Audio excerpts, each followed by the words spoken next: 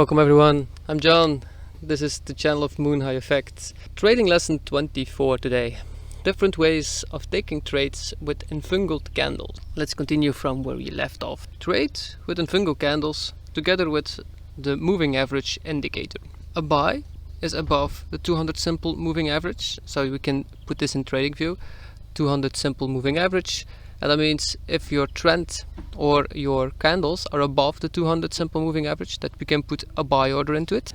If it's under the 200 simple moving average, that we can put a sell order into it. So a long position or a short position, that means.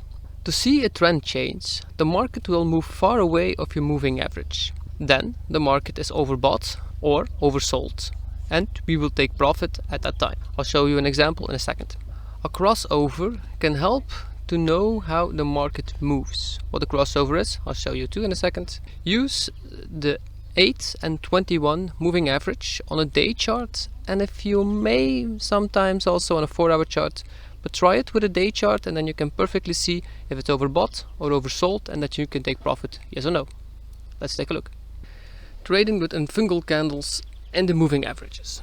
So what do we have here? We have the red one is our 21 moving average, and the blue one is our 8 simple moving average. If we find infunglement bars somewhere, like here we have one, on the moving average, that means it's time to put a buy order into it. We had a buy order, beautiful. It moved away from our simple moving average, especially from our 21. It's quite far away from this part. That means, okay, it's time to take profit. We take profit, and the market changed direction again. What did it do? It came back to my 8 simple moving average, and we have again an infunglement bar here. It moved away, far away from my 21 moving average. We have to sell. I would have sold here if you're lucky and you still had the patience to do here. That's also good.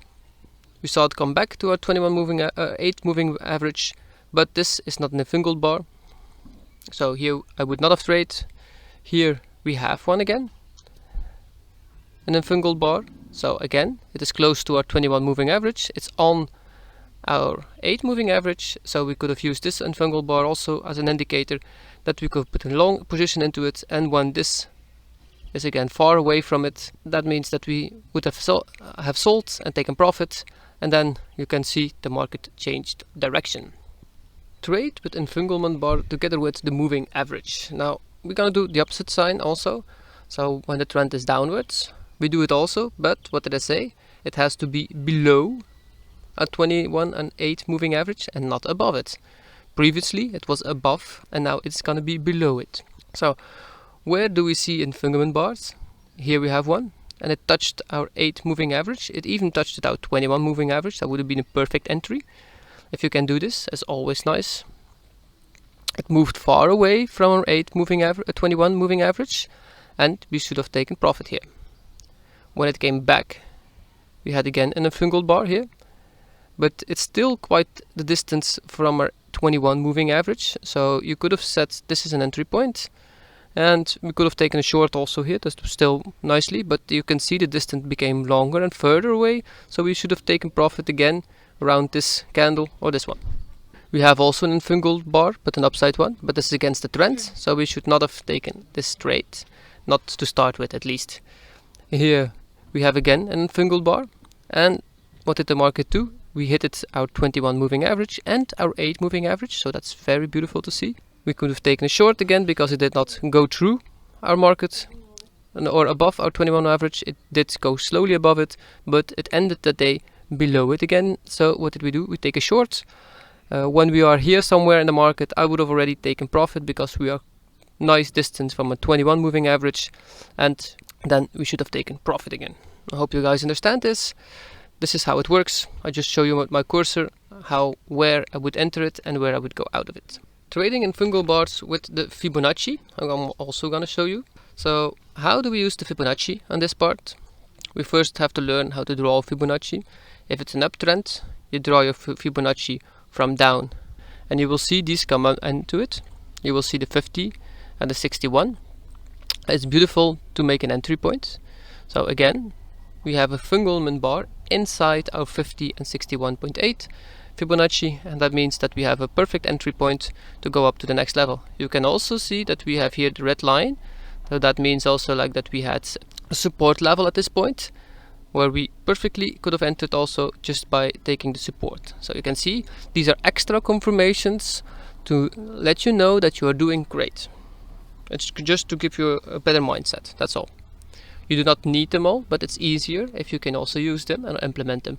I'll show you in the next lesson how to draw a beautiful Fibonacci. The different way around.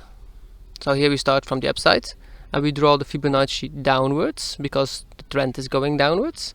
And we need a new entry point now. So we draw it perfectly from our highest point to our lowest wick. And then the entry point is again between 61 and 50. 61.8, sorry, and 50. Where did it end? We had a resistance and a support line here, or a support line that became a resisting. And again, the entanglement bar came perfectly to our resisting, so that would have been the perfect entry again. Like I tell you, if you can draw your resistance and support levels very goodly and you have the patience, you can always have beautiful entries. And you can see, if you've taken it between 50 and 61, you would have not had the perfect entry, but still it would have been a beautiful entry. It only would have been like 1.5% that you did not gain, so that's okay. But if you take in the short, then you would have seen that this is a very nice gaining that you could have had. And if you put the moving average here, you would have seen that this is also getting very far away from the moving average, so you know that you had to take profit here or here somewhere down. This is how it works with the Fibonacci. We can also use the entanglement bar on our trend lines. When we see an entanglement bar hit a good trend line that we have drawn, that's the perfect place to have an entry point. That's when the trend is already going up and you do not know perfectly where the impulsive move is, or the retracement, or the impulsive move and retracement. When it comes back to your trend line and you see an entanglement bar, you can put this as an entry point and just take a long position. If it's upwards, if it's downwards and it's the other way around, we take a short position, of course. Thank you for your attention. I hope you understand this. If you do not, please leave a comment so I can explain it further into it. Please share my channel with everyone.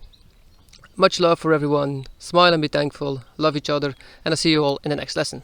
Ciao.